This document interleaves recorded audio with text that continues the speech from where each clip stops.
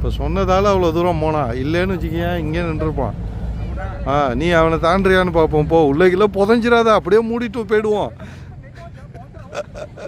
அதுவே அதிக தாடா, வாடா செம்மடா. அதுவே வரக்குள்ள யார் ஃபஸ்ட்டு? நீ என்ன பண்ணுற? ஒரே இடத்துலயே டான்ஸ் ஆடிட்டு இருக்கான்.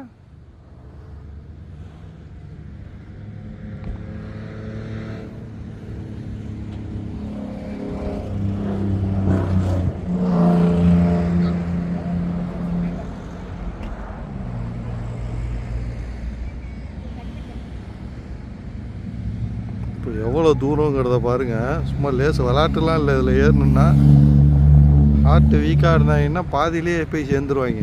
அவ்வளோ ஹைட்டில் இருக்கு.